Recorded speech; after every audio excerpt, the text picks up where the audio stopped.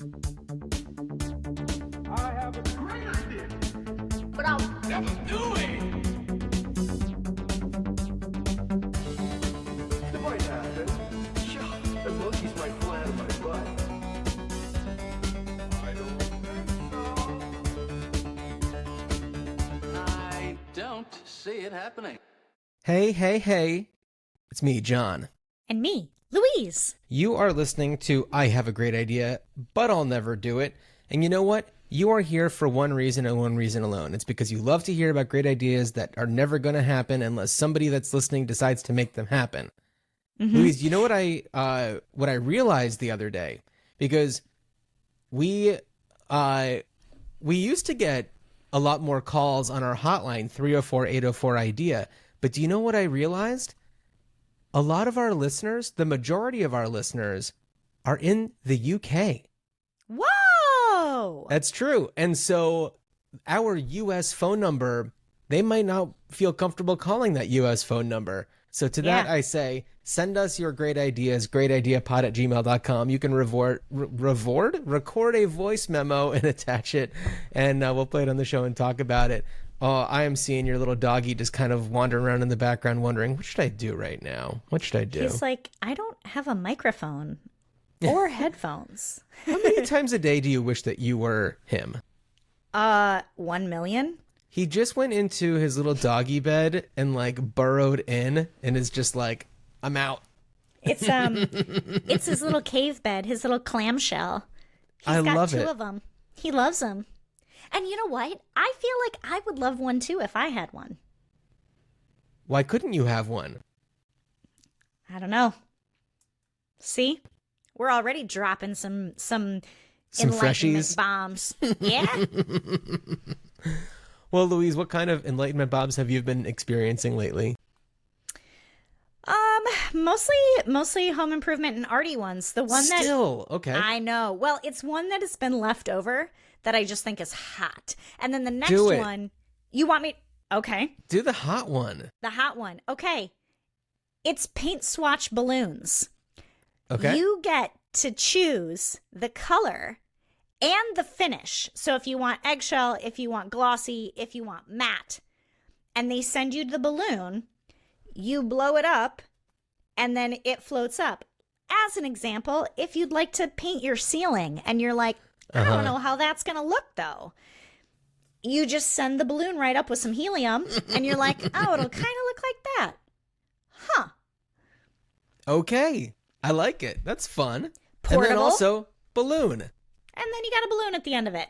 And then you got a balloon. You have a balloon for, a few days until it runs out of juice. Do you want to know something? Tell me. In this household, we still have a Father's Day balloon, a Mylar Father's Day balloon from like 2022. Oh my God. And we have a heart-shaped Mylar balloon from Valentine's Day, which is only a couple months at this point. But neither are helium. Both are just like Mylar balloons, but they are awesome. Well, you know what? Keep those Mylar balloons around for as long as you can because that shit is not decomposing ever. Yes. Yes. I will say both of them were gifts from her daycare, so. Fair enough. Well, also it's like, you know what? That balloon has welcomed your husband, your daughter's father, into a wonderful Father's Day for several years running. And so let's let it ride. I mean, we're not too far away from Father's Day 2025. I know. Yeah. That thing shows no signs of slowing also. Unless it has like a year on it, then like, who cares? And even if it does, then it's just like, hey, way to go, balloon. Yeah, that's how we feel. That's how we feel. So that's the one that's been really lingering. Yeah. So are you a ceiling painter? We thought that we were going to. Mm-hmm. And then, because we have a very angular living I don't know, I didn't want to say living room because that's not really what it is, but it's like a common space. Mm-hmm. And there's like a vaulted ceiling, and then it's a flat, and then it goes like, we live in a split level. So Okay. It's just a very weird space. And we thought forever, if we keep the walls sort of neutral, then we can do something really wackadoo on the ceiling. And that might be okay for our creative juices to feel whatever. And then every time we looked at it, we were like, so there's 10 recessed lights up there. They're not in like uniform placement. Yeah. So if we look at it every time, are we going to be like these weird polka dots rather than like, 3 beautiful rows? Right. So we decided to paint the walls and some of the trim. And I got to say, we love what we've done. But we did for about 3 or 4 months try to figure out what color to paint the ceiling. Yeah, that's a dicey one because you make a wrong move, then it's just like, no, I gotta repaint the ceiling, and that's not a fun thing to paint. So when you're talking about kind of the placement of the recessed lights, not seeing them, but it seems to me like they're maybe in a strange configuration, and now you might not want to go too dark on a ceiling, but I like the idea of an outer space thing where like maybe one of them is Jupiter and then one of them is the sun, and then something like that. But you do that gets you in. Then if like you have ceiling. Neil deGrasse Tyson over and he's just gonna like tell you how you're wrong. I know, right? Your famous Neil deGrasse Tyson dinner parties. That's right. Yeah. He's always the guest of honor. He's constantly pointing out what's wrong with my ceiling. Yeah. Yeah. Yeah. What's his problem? Science. Just enjoy it. Science is his problem and his solution. That's true. That's true. Well, yeah. He picked it. It's what it's what he decided to do. Yeah. Forever. And then we decided just in that decision, keeping it white makes the lights invisible. Does it? Fair enough. Yeah, because the wells of the lights or the rims or whatever, those are white. The ceiling's white. When the lights are off, you just don't notice them, or you don't clock them in the same way because you're like, lights. But if we were to paint the wells and then the lights are on or off, they just look like weird polka dots. Yeah.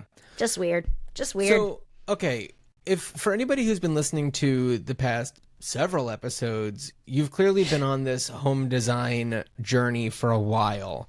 And I have to know, like, will there ever be an end, or is there going to be a point where you're just like, you know what? We're good. And then your ideas will be about all sorts of other wacky stuff. I know. I wonder this all the time. And here's what I think I'm learning. Okay. My partner and I have different ideas. Hard stop. I feel like I grew up in a house where my mother put the furniture. Yep. And that's where the furniture was. Yeah. For the whole 15 years that we lived in that house until I went away to college, and then she moved houses. And I feel like my partner grew up in a house where perhaps his mom would be like, well, it's spring. I wonder if we move the couch and chairs over here. Oh, really? Like a full-on, complete redecor, moving everything around.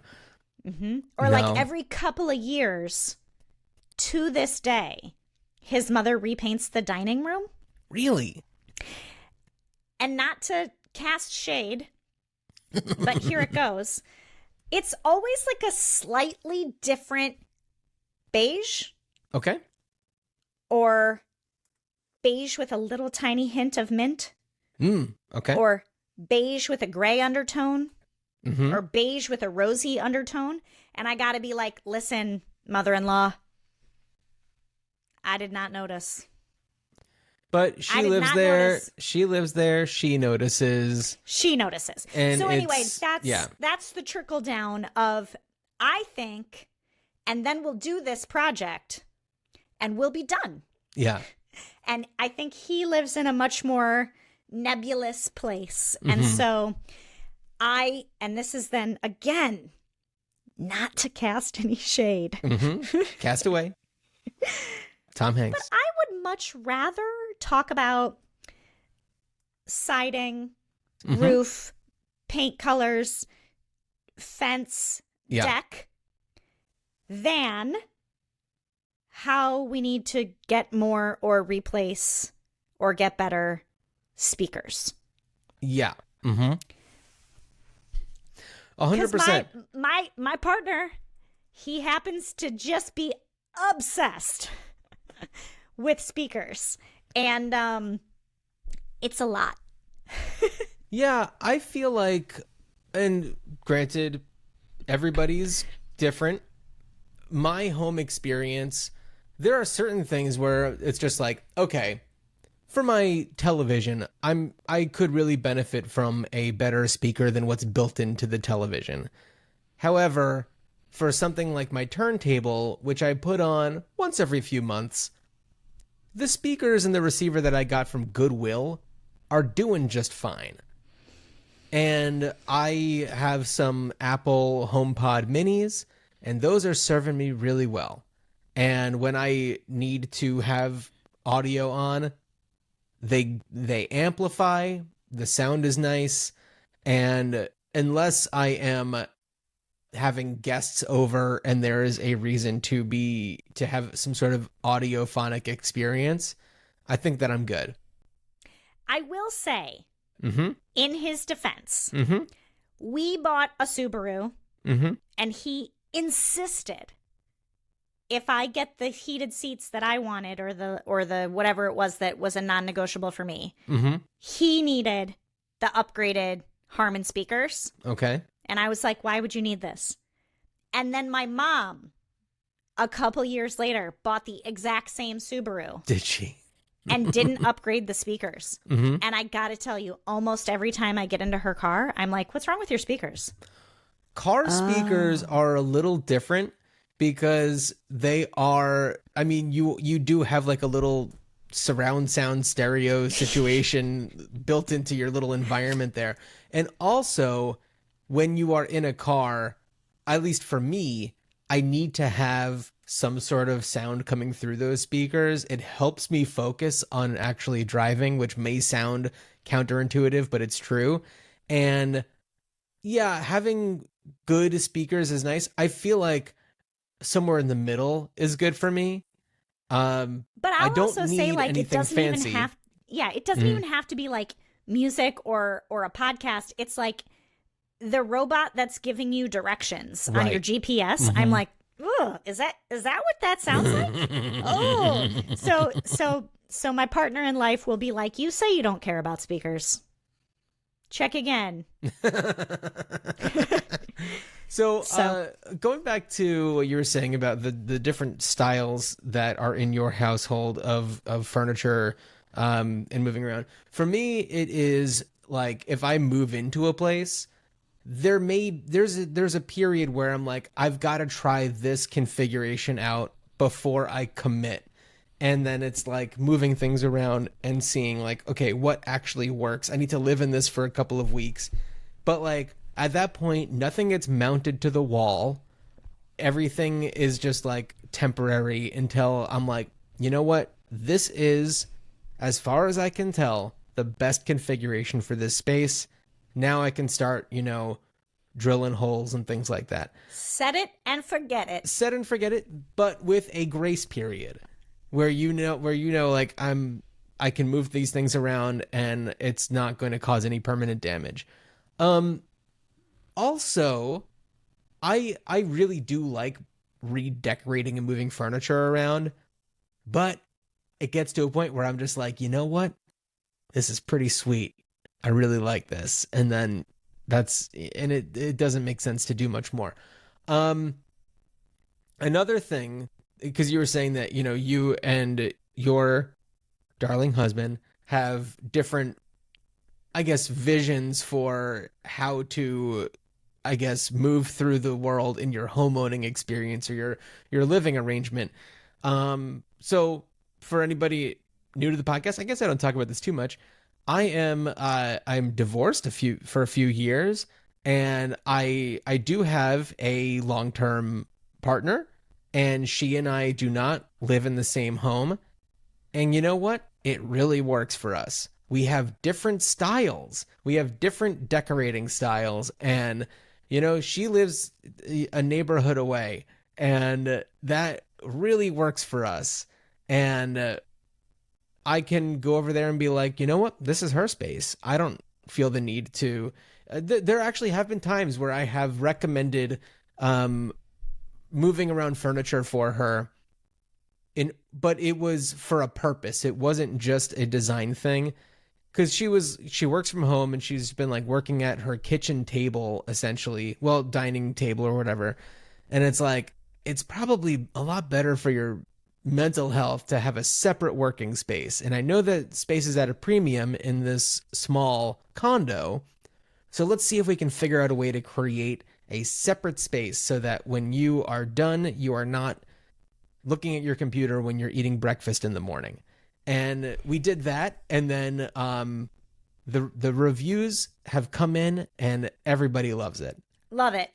Yeah, it was great. Her dad was in town, and he and I like moved things around. And we're just like, we can always put it back, but let's just try it. And honestly, and then like her mom came to visit, and she was just like, I can't believe it was ever any other way. And it's just like, yes.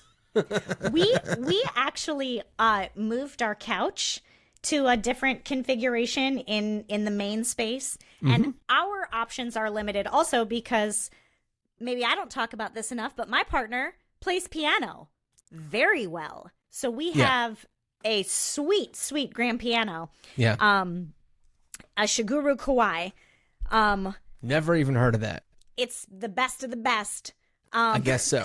We have that. And so our options for moving the furniture are limited because the focal point and the functionality of the room is to play this gorgeous piano. Mm-hmm. But we moved the couch, and then that guy couldn't fit between the couch and the wall. He had like developed like an invisible pattern for himself, invisible to us, mm-hmm. where he would like walk around the couch. And when we had moved the couch, he would just like... And so when we realized, we were like, oh, well, we got to adjust that about 4 inches so that guy's thick little noggin can fit through there. Because he's a part of the family too. Sure. Absolutely. Yeah. Burrowed in his little cave. So stinking cute. Hey, Louise, I have a very time appropriate idea. And this is one that I had put down a while ago. And it's very appropriate to be talking about this on April 2nd, considering yesterday, as we all know, was April Fool's Day. Are you ready for this? And fans who are fans of the show know that this podcast was born out of an April Fool's Day joke. That's right. Oh my God. Yes. Happy anniversary. Oh my God. Right. Well, this podcast was not the April Fool. The April Fool was that Louise was claiming that she was starting a podcast and released a first episode, and it was just a long period of silence and a rickroll. Yes. And the funny part about this prank is that clearly nobody listened to it because everybody was just like, I love it. Great job. So amazing. I mean, you got a lot of people claiming support. They listened to it. I know you got a lot of support behind it, but nobody followed through. And then after the fact, you and I were like, let's just start a podcast. Yeah, and here we are. 61 episodes later? 62 episodes later?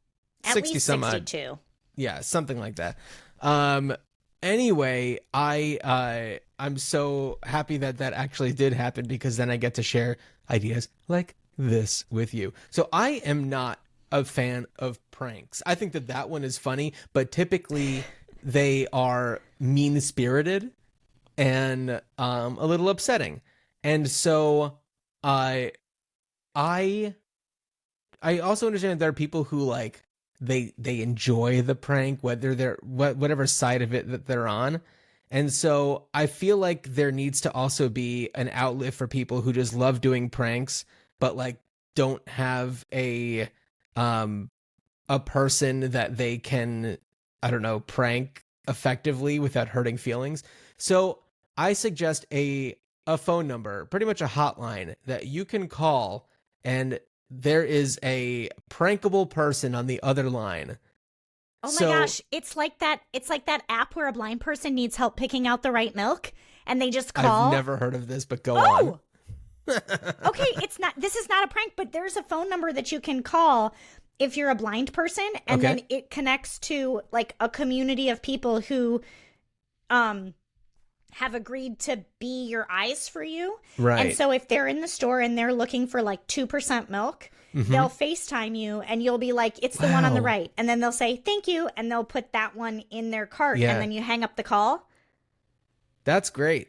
It's that, but for pranks. It's like that, but for pranks. So let's say you're just like, ooh, I really need to prank somebody right now. And it's like, I got a great idea for a prank. And of course, doesn't apply to all types of pranks. Specifically works for phone-based pranks where, you call somebody and ask if their refrigerator is running or whatever. And I did that to Lurk yesterday. She didn't get it.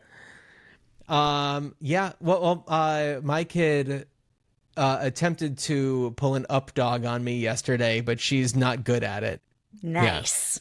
Yeah. Not that it was an April Fool's Day thing. It was just that she was trying it out and it just didn't work out. So yeah, this is a number that you call and there is somebody who's acting the part of a gullible person, a gullible random on the other line. I like it. Yeah. And so, if you did want to create the phone number, the proper 7-digit number would be 772-6563 for prank me.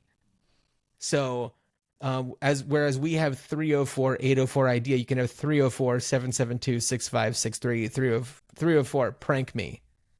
I love it. Oh my gosh. The gullible person is the same person every time, though. It doesn't have to be. There could be a bank of volunteers. And also it's like, this could be, okay, clearly you have to have some sort of monetary exchange in order to, make this happen. Unless it's a volunteer-based system. Yeah. Donation-based. Yeah. Or maybe it is an art and you can get a grant from an arts organization. I love it. There you go. This is so great, though. Prank me? 304 prank me? Yeah. Well, I haven't registered the number or anything. Well, I know, but how great. Oh my gosh. I love this. Yeah. Yeah. So there we go. It's a phone number for prank calls. The best. And I wasn't even planning on saying this, and April Fool's Day just happens to be yesterday, so it's kind of perfect. The stars have aligned. Coincidence, happy accident. I love it. Mm-hmm. I love it.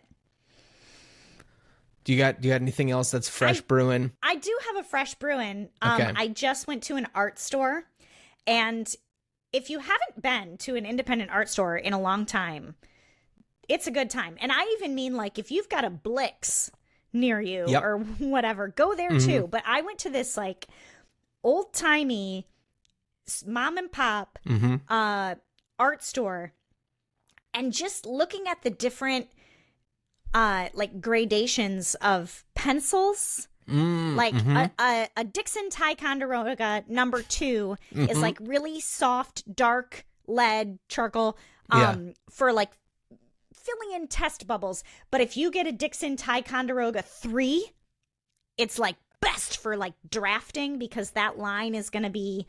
I've never used a number 3 pencil before. You've never used... Oh, I had to when I took drafting. Anyway, I digress.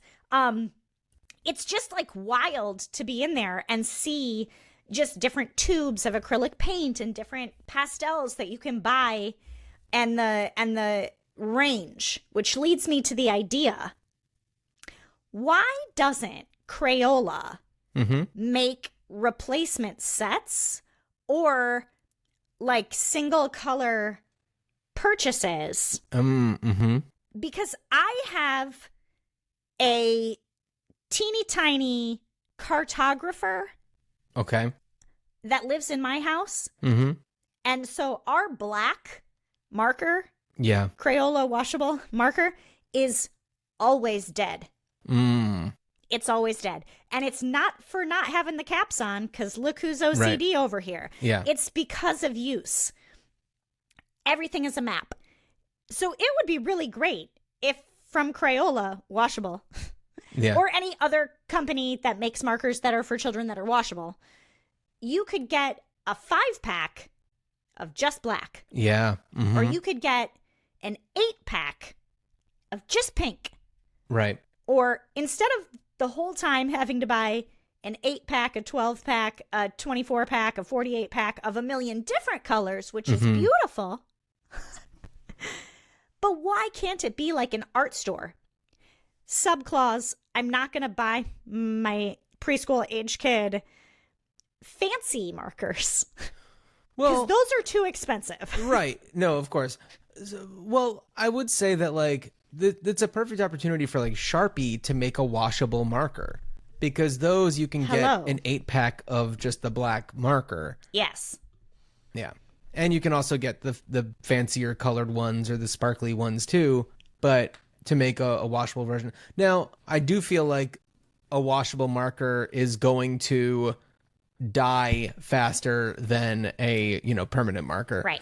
Or like if you could dial it in. You know how M&M, you can order like packs for birthday parties and you can get like a giant 5-pound bag of like all one color or all like 2 colors if it's around a sporting event that you want to decorate with or whatever. This is also a missed opportunity for Big Marker to be like, you want a pack of 24 markers in these 3 specific colors? Yeah. You got it. So I don't know if this is just because I live in Portland, Oregon, and there are different sensibilities here, but I feel like I haven't seen a Crayola anything in years. Wow. Crayola is just not part of modern day life in this part of the world, at least from my perspective. I'm sure that there are people who have them, but I see a lot of the more independent company type things. Or if it's something that's more mass produced, it's like something from Target, like one of their house brands. That's typically what I'm seeing more than Crayola. And not to get too crazy, we're not going to Target anymore. Well, right. Well, we're not buying anything from anywhere anymore because no companies are good. That's right. Yeah. So support your mom and pop shops. I actually was in an independent.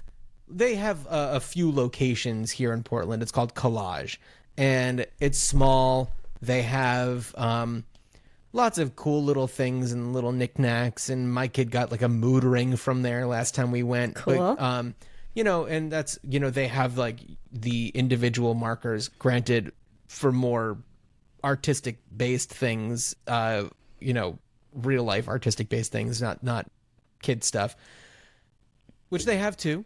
Man, it's so much fun to go around in those. I really enjoy that. I was in one of the bigger brand ones. I mean, it may have been a Joann's, which rest in peace, Joann's, because I believe the rest of them are terrible. Michael's might not be terrible. Hobby Lobby's the worst. Yes. But I felt so overwhelmed, and it was just like, what even is all this stuff? And it's just like, this place Collage here in Portland, they've got just the cool stuff. They got rid of all the other stuff. They only have the cool stuff. I like it. Yeah. It's curated for you. Absolutely. All right. I got one more that I want to say, and then we're going to go into another segment. Okay. So I don't necessarily remember, and this actually kind of falls in with like, hey, let's just have the cool stuff. I don't remember exactly what I meant by this when I wrote this in my notes, but it's reaction GIF sunglasses. So what I'm thinking it are sunglasses that you can wear that you can display one of, several, you can load in different reaction GIFs that you like. And when you are in real life scenarios, because how many times on a text message thread are you just like, the best response I could possibly have to this is, this GIF of Kelsey Grammer falling off the stage or something like that. Like, what else could I possibly say other than just this? And so to have a real life experience where you're looking at somebody face to face and you can just like press a button and it activates Kelsey Grammer falling off the stage on your eyes. I thought you were gonna be like, how funny would it be too to like have a total cartoon like style, like auga, like of the eyeballs coming out, but it's like the animation on the lens is like the. That's really funny. That's really funny. I like that too. I don't know why I went to Kelsey Grammer falling off of the stage. I don't think I've ever even seen a gif of that, but it's just like, what's a moment that it's like, you know, my feelings could best be expressed by you just looking at this, you know, looping image. Anyway, so reaction GIF sunglasses. I love it. So fun. Okay, so the past several episodes we've been doing this thing where we watch a video from a Kickstarter campaign that is pretty close to having its final days. And you know what? I didn't even look to see how close this one is to its goal. Not close at all. So this has a pledged goal of $10,795. And I think that's just converted because its goal is 10,000 euro. Okay. And there are only 657 US dollars or 609 euro that have been committed to this. This is from Salzburg, Austria. Louise, shall we take a look? Let's do it. We live in a world that's more connected than ever, yet loneliness is at an all-time high. Even while exploring new places, what we truly crave are genuine connections. Friendships that make every journey memorable. Now imagine traveling with people who share your mindset, turning moments on the road into meaningful friendships that will last long after the journey ends. That's why we're building Travo, a platform designed to connect people safely and authentically, making every trip more than just a destination. Travel isn't just about discovering new places, it's about the people you share it with. Join this community and help redefine the way we travel together. And if you believe in this vision, back us on Kickstarter to make this vision a reality. Okay, that was a short one. Yeah. I think that the core of the idea is pretty sweet. You know, it makes sense if you're a person who likes to travel but don't have travel companions, then sure, if it could be done safely. I think it reminds me of A Real Pain. Sure. Well, it's like these people signed up for this group, but what if you're going somewhere where it's not like a group destination? Or I mean, like, I don't know. I think people with similar interests seeing a place together is so cool. I agree. I want to read you just a little bit about the founders. This is from their Kickstarter page. We're Lucas and Tobias, two passionate travelers who believe that the best experiences are the ones we share. Travo was born from our love of adventure and our desire to make travel more inclusive, social, and accessible. Our goal is simple: to create a space where travelers from all walks of life can connect, explore, and make lifelong memories together. Now, something that I'm picking up on from this, I like that they mention inclusive and accessible. So thinking about, accessibility in one of its more broad terms is, physical limitations. To have a travel companion that maybe shares some of the same struggles that you have, where it's just like, I want to travel, but like, I don't want my, my typical travel companion to have to worry about my experience and have a different experience because they're worrying about me the whole time. If I'm traveling with somebody who shares my personal experience, then we can have this time together and nobody is concerned that they're, impacting somebody else's vision of their trip. I think that's pretty cool too. Very cool. Yeah.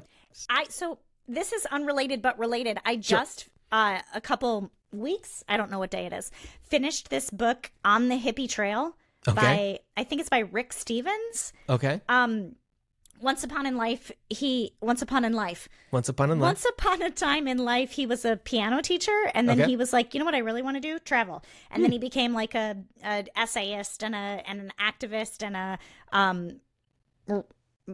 author, among other things. And he, in his book that I just read, was talking about like sometimes it's not about like the place you went and getting to check it off. Mm-hmm. It's about like this family that I met when I was traveling Yeah. from, wherever, Istanbul to Kathmandu, and I stayed with them when I was whatever. And now every time I'm in that part of the world, I make a point to like at least go have a meal with them because they're my favorite thing, blah, blah, blah. And I feel like this app is very like much cohesive with the idea of sort of like they say, like community and travel, and people in this world, country, house, whatever, have a different idea, like you say, of like expectation of what this Right. trip will be. And if you happen to be at odds with the people in your immediate family about the expectation for a vacation, Right. I happen to align with my family, but I would lose my mind Right. if I had a partner who was like, we vacation to go somewhere and sit. Yeah. Well, But people do Yeah. that because you need to recharge and you need to rest. But I need to get my adventure bug out. so I have an experience that I think is relatable for what you're saying, where when I travel, I don't like to go to beaches. I don't like to go to resorts because they're so boring to me. And that's just boring to me. I know a lot of people need that. It's restorative for them. But for me personally, that does nothing. And so I want to be in a place with a lot of culture, a place that's a city where there's art and there's music and that, and you're nodding your head. And I can tell that, there's a reason why we're super best Buds. friends. And so I, my like immediate family, there's a lot of people in my family who much prefer being at a beach and being at a resort where everything is taken care of and you can just stay at the resort and eat food there. But it's like, I want to go down that dirt road where there's a little, shack where they've got, some interesting coffee or whatever it is, and experience that. So unfortunately, a lot of my travel, and it's just because of like time and resources and stuff, happens to still be with my immediate family because they try to get things going, and it's at these types of places. And so, I will get back to that point hopefully someday where I could just, kind of F off to Iceland or whatever and check that out. But I think that also, a travel companion is a really important thing, because when you start seeing somebody, that like dating somebody, you don't really know them until you travel with them. And then it's just like, okay, can I travel with this person? And if the answer is no, I'm sorry, but like, if travel's important to you, this might not be the right fit. I have another little tiny teeny anecdote about like strangers and community. When we were on our honeymoon, we went to a food pairing wine tasting at the only vineyard on this island that wasn't part of a tour when we were there. And when we were there, the management, because it was like just us, said, would you mind if a single person joined you? Because it was supposed to be like the two of you over here and the two of them over there, but it's only one of them. And it would be a lot easier for us to just make it the three of you together rather than like doing it twice. Yeah. And we were like, sure, why not? Yeah. And we met this woman, and she's the stinking coolest. She's German. Yeah. We talk to her multiple times a year. Oh. She constantly interacts with my social media. And Okay. it was like, we met this random German person in Greece that we continually touch base with. And like it's not in our immediate plan, because like I said, we have a tiny kid, but like it is in our future plans to meet at like an agreed other location and like have a vacation together. Right. Whether that's like New Zealand or, That's Japan awesome. or something. She's so stinking cool. Yeah. And we have to keep thinking, she must think we're cool. Yeah. Like, well, if you are the kind of person who is the solo person who's just on it by yourself and just doing stuff, then, you know, you're going to be the type of person who's, I don't know, attracted to people who have that kind of, and it's just like, you guys are also so cool. So it's like, thanks. Of course, if you are feeling that connection, they're probably feeling something similar. So I love that. Also, but Louise, it adds so much to like, not like my ego, but like my sense of community, that like I can go someplace where I don't speak the language and meet someone else who also doesn't speak the language. Right. Mm-hmm. And be friends. Yeah. So nice. Yeah. Well, that kind of goes back to what you were saying about, you know, when you're on a trip and it's about the people that you encounter along the way. And those are the things that make the trip. It's not necessarily like, you know, getting to the top of Everest, although I'm sure that for a lot of people it is about getting to the top of Everest, but it's also about like this other person that you meet who's, you know, they've had their journey and they've had their struggles in life, and you're encountering them and you're meeting them and you're, you know, on this path together. And that's so cool. Yeah. And so I support this Kickstarter, not financially because I can't afford it, but we encourage all of you to support it financially. The link will be in the show notes for this episode. But what I do want to just add to that, Louise, is that you and I should just go on a trip together. Just me and you. Love it. How cool would that be? It would be amazing. I know. Where should we go? It doesn't even matter. There are places that I've never been that I would like to go. And I don't know if they also align with places you have never been, because I also don't want to make you go. Hit me. I've never been to Austin. Ooh, I love Austin. Okay, see, we can't go there then. But let's keep it on the list. Austria, Germany. Let's go. Switzerland. Yeah, I've never, as far as Europe is concerned, I've only been to Italy, England, just in London, and Belgium. So Spain. I too want to go to Iceland. All of those. I also want to go to New Zealand and Australia. Let's do it. Let's do it. Let's just travel the world and record podcasts. Oh my gosh. It'd be so much fun. Louise, on our last episode, you challenged me to come up with an idea for a dog innovation. Okay. I don't know what you had in mind, or if it was just general dog. So I want to tell you about something that's been on my mind a lot. I'd say over the past year. Earlier in this episode, I asked you if you wish that you could, you know, trade places with your dog Roland. And it was an instant yes. And I feel like part of that is also getting into the brain of the dog and seeing what their experience is like for things. And right now I'm looking at my dog Rufio. He's napping on the couch. Oh, he's dreaming about something. His head is twitching and stuff like that. It's so cute.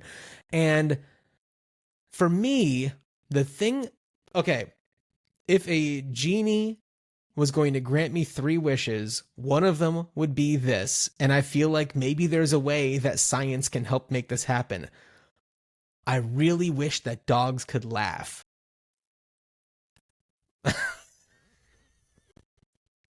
And like, what would they find funny? What do they find funny? Like, can they be ticklish? Like, how great would it be if your dog, if you were just like, you know, walking down the street and there was like another dog crossing and they like, you know, ran into a tree or something and you and your dog both start laughing? How fun would that be if you share a moment of laughter with your dog? Like, it has to happen. I don't know. Period. And think about all of the, like, you know, scritching and scratching that you do on your dog. Like, something maybe they get into and they just start chuckling and it's just like, yes. So or just like if they make themselves laugh. Like the other day, my mom was relaying a story about how she was watching my daughter and my daughter had like done something just like not funny and could not control herself and was cracking up. Like, and my mom was like, "Are you going to be okay?" Right. You know? And she just couldn't stop laughing. And, you know, it wasn't funny. But like, what would my dog think was hilarious? Right. Well, there are so many times where I'll watch my dog, like, you know, get up off the couch and he'll start walking towards like another room, and then he'll just kind of stop. And then he'll just kind of turn back around, and it's like, did he have a thought that he was like, oh, I've got an idea, I want to go do this, and then got up and was just like, what was it that I was going to do? And it's just like, maybe that would be something that he would find funny and just be like, such an idiot. Like, and then come back to the couch and be like, maybe if I retrace my steps. It's like going back to the couch. I don't know. Like, if dogs could laugh. That's so great. If like, okay. And, you know, you think about, like the movie Up, you know, there's the collar that lets the dog speak and everything, where it's just like, I don't want to know everything that my dog's thinking. I just want to hear his laugh. Okay, here's the thing. You are a parent. How great was it, like, the first time that you heard your kid laugh? And like when they're little tiny pre-toddlers and they start cracking up and cackling, and it's just like, man, that game of peekaboo rocked this kid to the core. And it's like, it's great when you hear your kid. I mean, still, you know, when I hear my kid like lose her mind laughing, I lose my mind laughing because it's so much fun to like share that experience with her. And to have that with a dog would be the best. The best. So whether it's a collar or if it's a chip or something, I don't know. Let's make it happen. Let's make it happen. This is an idea that we really need. We need this. We need levity. We need it. And Louise, my challenge to you was going off of last episode's Kickstarter video that we watched, which was a pizza innovation. This thing shaped pizzas into different configurations. So what's your pizza innovation? Okay, and you know, it's like typical Louise. It's not just one innovation. It's multiple ideas. It's multiple ideas on a theme. So here's one that I don't think gets enough traction in like maybe consumer places. Breakfast pizza. Okay. We do have bagel bites, which are supposedly allowable for breakfast consumption, or at least in the morning. Right. I was thinking along the lines of, like, you know how people are like breakfast burritos or breakfast pizza. Yeah. One might argue just take a piece out of the fridge and eat it. Well, anything can be breakfast if you eat it at breakfast it's time. Different. Well, here, okay. I'm gonna just kind of piggyback off of what you're saying. So, for me, a breakfast burrito can be a breakfast burrito or a, you know, lunch or dinner burrito based on one simple ingredient, and that's hash browns. Because you can also have potato in a burrito, and it's not necessarily a breakfast burrito, but hash browns. That to me is what makes a breakfast burrito. And that could be exactly what you need to make a breakfast pizza. Because, I mean, I am not an egg eater, and perhaps a lot of people with the cost of eggs are becoming less egg eaters just out of necessity.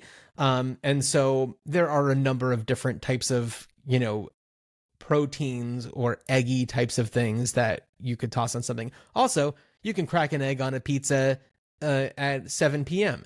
And that's a thing that people enjoy doing. So that's not what's going to make a pizza a breakfast pizza. It's hash browns. You could do like a hash brown crumble, sausage or your plant-based protein of choice, cheese, sauce, a scramble, a little maple syrup. Ooh, a maple syrup. That's interesting. I was riffing off like a McGriddle. Oh, where, like, okay. The crust could also be pancakey. Whoa, interesting. Huh. Or I think that consistency-wise, maybe it's more waffly. Yes. Yes. Yes. Yeah, I like it. I think that's great. Yeah, a waffle, you get more of a crisp, and it would hold the ingredients a little bit better. Totally. Okay, Yeah. next thing. Check. Next thing. Check. Next. We're bringing two things out here. Pizza and Gushers. Pizza Gushers. Okay? We can do Whoa. anything we want. So is this a gummy that has kind of a tomatoey center? I think it's a gummy that just has artificial pizza flavor. Okay. I don't know if that means So kind of like a combo, tomato, but like a wet combo. like a wet combo. Yes. Yes. I just grossed myself out so hard thinking of a wet combo. I'm just thinking like they've done potato chips. Mm-hmm. They've done topping for popcorn Yeah. Mm-hmm. in pizza. What else can we do? I like it. Pizza Gushers. Okay. That next. sounds. That's. Oh. Oh, there's a third. There's more. There's Okay. two more. No, there's Okay. three more. I want to. I do want to stop on this just for a quick little moment here.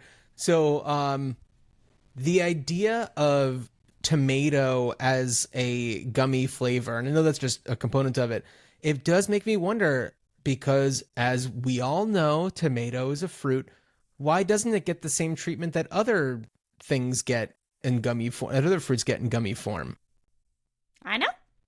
I wonder if there has been a tomato gummy. Okay. Go on. Or you know how you can have like caramel corn? Mm-hmm. Why can't you have like savory gummy? A savory gummy. Yeah. Why not? Okay. We'll talk to like Burt's Bees or no, not Burt's Bees. What am I talking about? I was like, that Jelly sounds Bellies. really waxy to me. Well, Jelly Belly does have savory jelly beans. Yeah, don't they have like buttered popcorn and Yeah. I mean, those are typically the grosser of the the flavors of jelly bean. But yeah, I mean, I don't know. food for thought? And that's what it could be called. It's a more sophisticated gummy. That's right. It hits a lot nicer than Pizza Gusher. Pizza Gusher really, I don't know. It's a visceral type of experience. Just imagining that. All right, To go on. anyone Third listening, idea. anyone listening, like that wasn't born in the 80s, Mm-hmm. a gusher. No, Don't they still have them? Aren't they still around? do they? I don't know. I haven't seen them. I feel like I saw them the last time I saw a Crayola. Okay. All right. Next idea. It's an innovation in shape. As the last time you could make the whole pizza a shape. Mm-hmm. I don't know if you get stuck sometimes in a TikTok or a reel or whatever, and it goes to the next one. But I have seen people cut birthday cakes in such a way to get more pieces to feed a bigger party. Okay. Diamond-shaped slices. Oh. So you do the regular cutting of the pie, Yeah. but then you take a slice out of the cake book and you start making diamond slices Okay. out of those triangles. All right. Because you still get the satisfaction of the pointy Yeah. I love the pointy. end, but now you just get more pieces. Mm-hmm. They're smaller, but you get them. It's also perhaps even a little tidier to eat. Yeah. That could be an element to it. Yeah. I like a diamond an slice. innovation in pizza, diamond slice. Yeah. Okay. Yeah. Do you have a Next. fourth idea? Oh, yeah. Oh my God. There's 5 total. Okay. Idea 4. I happen to use this a lot because we have a hatchback. Okay. But other people could do it too. It's a suspended pizza rack. So in our hatchback, what covers the back of our car is this retractable cover. Yeah, that like a- comes like a out window and then shade hooks on that the you side, pull like down a or window whatever. Yeah. shade, Mhm. exactly.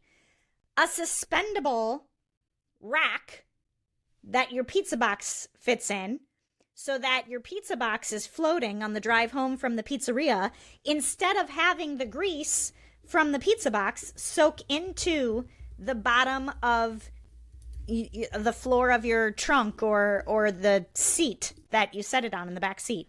Louise, from the archives, and I could not tell you what episode this is from.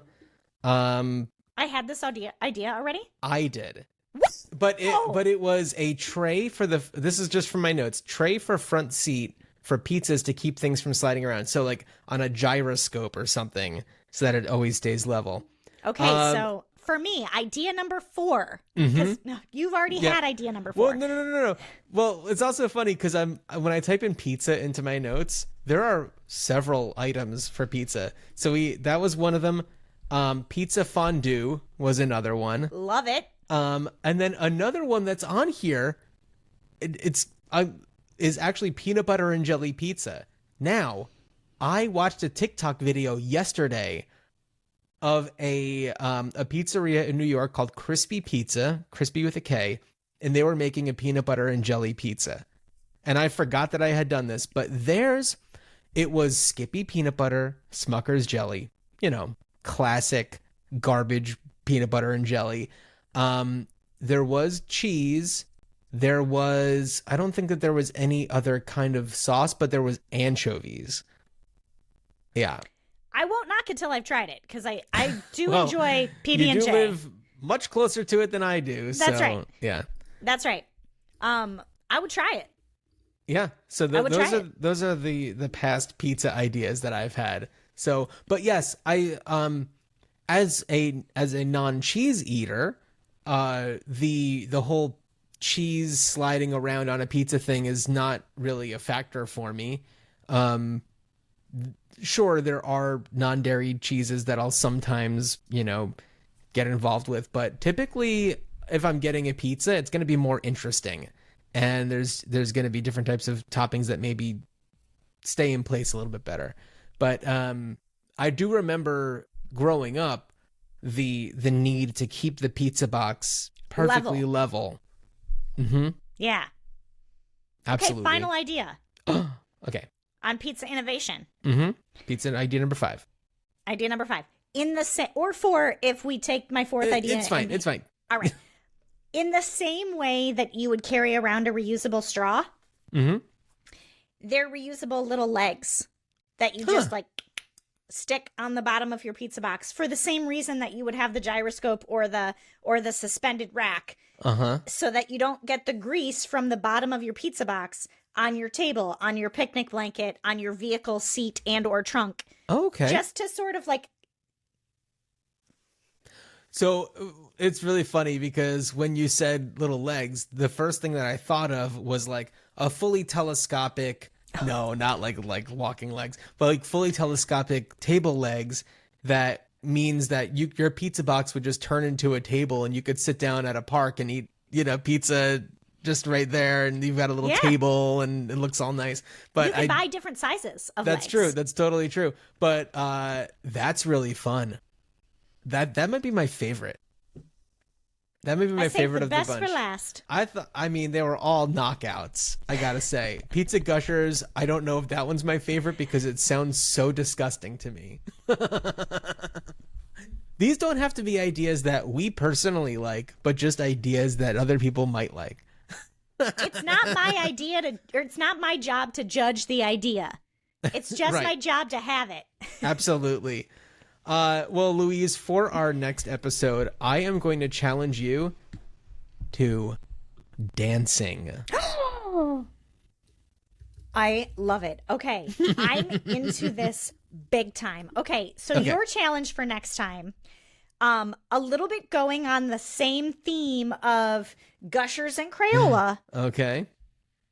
There's a little thing on platforms that I don't use called a Buy Nothing group. Oh, yes. Your idea has to pertain to Buy Nothing. I love it. I love it. My neighborhood Buy Nothing group is wild. The things that people are giving away on there is fascinating. Sometimes it's useful things like, furniture or a bicycle. I mean, I've given away bicycles and kid scooters and stuff that just my kid has grown out of or whatever. And sometimes it'll be like a half-eaten pizza where somebody will be like, I didn't love it. I thought I was going to be hungrier. Wild. And people respond and they'll be like, I'd love to have some. Great. Isn't that fascinating? Yes. Yeah.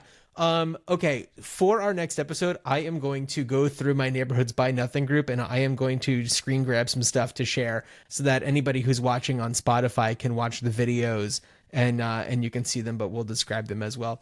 Oh, I love it. I love it. Oh, that's so exciting. Well, everybody out there, if you are willing to call a U.S. number, call 304-804-IDEA and let us know what your great idea that you'll never do might be. Always feel free to email us, greatideapod@gmail.com. I am so excited for our next episode. I loved this one. I can't wait until you and I go on a trip together. It's going to happen. Maybe after our kids are both in college. So... And guaranteed after they're in college. Yeah. Oh, guaranteed. Yes, absolutely. I mean, oh, you know what? Hopefully sooner. Hopefully sooner. Or maybe there'll be a point where like, because my kid's a few years older than your kid, maybe it'll be like where she's at like babysitting age and we can go somewhere and then we'll be like, all right, you watch that one and then we'll just be off doing whatever. And I love then it. Here's, $50 for a half of a pizza or whatever inflation's going to be like by then. Inflation is wild. Yeah. I was going to say, here's $20 for pizza or whatever. And it's just like, you can't, no. That's not possible anymore. Long gone are those days. Yeah. All right. Well, thanks for hanging out with me, Louise. I had a blast. Thanks for hanging out with me. I don't see it happening.